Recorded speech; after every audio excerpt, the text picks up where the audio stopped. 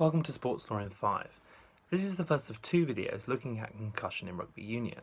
In this video I will outline the current systems in place in the Aviva Premiership for dealing with concussion, and in my second video I will look at how this system is working. Introducing the regulations. So the starting point is the Rugby Football Union Premiership Regulations 2016 to 2017. Part A of Regulation 8.2 on head injuries states, any player who has suffered concussion or is suspected of having concussion in any match or training session must be managed according to the World Rugby Medical Regulation 10, World Rugby Concussion Guidelines, and the RFU Concussion Management Programme. The World Rugby Medical Regulation 10 sets out that concussion must be dealt with by a qualified professional. And the basic procedure for dealing with suspected concussion is outlined in the World Rugby Concussion Guidelines. The World Rugby Concussion Guidelines, as it states in the introduction, is the minimum standard individual member unions must abide by. The guide is aimed at all levels of the game, not just the elite level, and runs through what concussion is, how to identify it, and then how to deal with it once it is identified. There are a few points made in the guidelines which we should note. Loss of consciousness occurs in less than 10% of concussions, and players with 2 or more concussions within 1 year are at a significantly greater risk of further brain injury. And it also outlines a number of things which may suggest concussion, like lying motionless on the ground, being slow to get up off the ground, and grabbing or clutching your head. It outlines that if concussion is suspected, the player should be immediately removed from play or training. The RFU's Concussion Management Programme consists of a number of online courses aimed at educating different stakeholders in rugby, including coaches and medical practitioners, and a series of guidance notes under a concussion awareness programme known as Headcase. Whilst the aforementioned guidelines refer to how to identify suspected concussion, the actual process of identifying concussion is quite complex, and for this medical practitioners follow an additional set of guidelines by World Rugby known as Head Injury Assessment Protocol. You may have heard of this. So, the Head Injury Assessment Protocol. The assessment process can be summarised as follows. Stage 1 is an on-the-pitch assessment. It consists of 2 elements.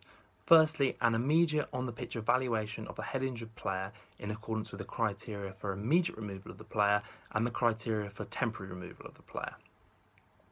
So the criteria for immediate removal of the player includes things like if there is a confirmed or suspected loss of consciousness, a player is clearly dazed, or a player is not orientated in time, place and person. The criteria for temporary removal includes things like a head injury event where diagnosis is not immediately apparent, or possible behaviour change in that particular player. It should be noted that the club can temporarily replace the player while this assessment is being carried out. Secondly, after the player is removed, there should be an off-the-pitch assessment.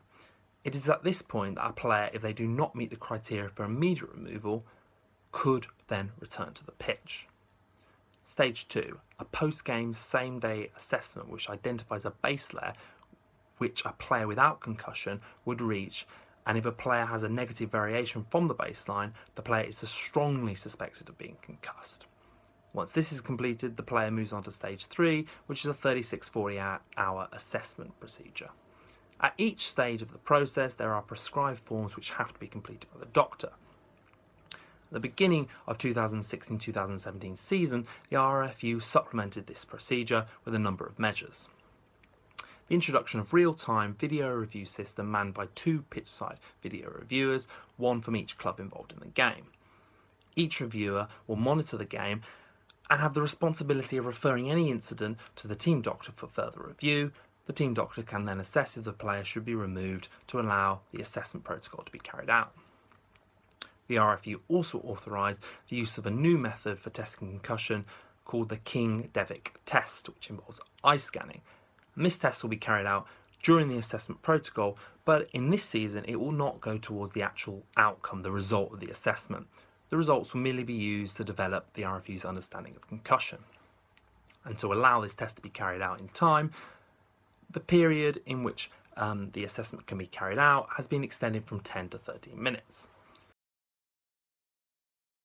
If you want to know more about the regulations on concussion, the RFU and the World Rugby website is a good place to start.